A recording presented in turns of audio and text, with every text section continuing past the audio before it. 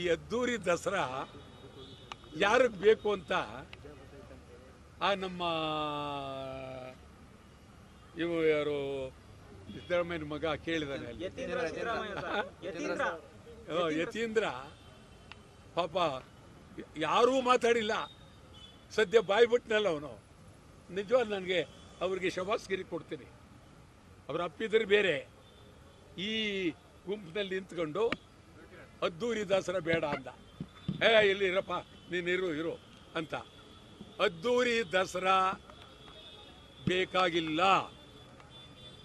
ದೇವರು ನೋಡೋದಕ್ಕೆ 2,000 3,000 ಟಿಕೆಟು ಬೇಕಾಗಿಲ್ಲ. ಕಂಬಳ ಬೇಕೇ ಆಗಿಲ್ಲ. ನೀವು ಕಂಬಳ ನಾನೇನು ವಿರೋಧ ಮಾಡ್ತಾ ಇಲ್ಲ. ಮೈಸೂರಿನಲ್ಲಿ ಕಂಬಳ ಬೇಡ. ಮೈಸೂರಿನಲ್ಲಿ ಕಂಬಳ ಬೇಡ. ಕಂಬಳ ಮಂಗಳೂರಿನಲ್ಲೇ ನಡೆಸ್ಕೊಡಿ. ಅಲ್ಲಿ ಅದ್ದೂರಿಯಾಗಿ ಮಾಡಿ.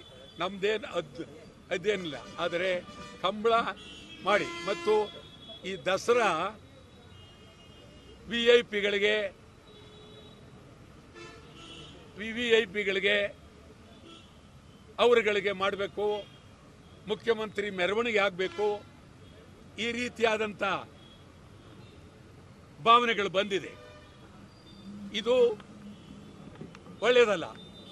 ಸಾಮಾನ್ಯ ಜನ ಮಳೆನೇ ಇಲ್ಲ ಕೊರಗ್ತಾ ಇದ್ದಾರೆ. ಬೆಳೆ ಇಲ್ಲ ಕೊರಗ್ತಾ ಇದ್ದಾರೆ. ಬೆಳೆ ಸಾಲ ಕಟ್ಟಕ್ಕಾಗ್ತಾ ಇಲ್ಲ ಕೊರಗ್ತಾ ಇದ್ದಾರೆ. ರೈತರೆಲ್ಲ ಬೀದಿಗೆ ಬಿದ್ದಿದ್ದಾರೆ. ಬಹಳ ಕಣ್ಣೀರಿನ ಕತೆ ಇದು. ಕಣ್ಣೀರಿನ ದಸರಾ ಆಗುತ್ತೆ. ಕಣ್ಣೀರಿನ ದಸರಾ ಮಾಡಬೇಡಿ. ಚಾಮುಂಡೇಶ್ವರಿ ತಾಯಿಗೆ ಪೂಜೆ ಮಾಡಿ ಆವತ್ತಿನ ದಿನ ಮೆರವಣಿಗೆಯಲ್ಲಿ ಪೂಜೆ ಮಾಡಿ ಬಿಡಿ, ಸಾಕು.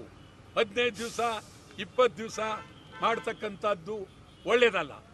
ಇದ್ರ ಜೊತೆಗೆ ಯುವ ದಸರಾ ಅಲ್ಲಿ ಎಲ್ಲ ಬರೀ ಪರಭಾಷೆ ಚಿತ್ರಗಳ ಹಾಡನ್ನಾಕಿ ಡ್ಯಾನ್ಸ್ ಮಾಡಿಸ್ತೀರಿ, ಒಳ್ಳೆಯದಲ್ಲ.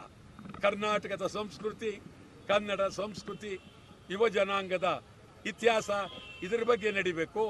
ಅದರ ಬಗ್ಗೆನೂ ನೀವು ಸರ್ಕಾರ ಗಂಭೀರವಾಗಿ ಯೋಚನೆ ಮಾಡಿ.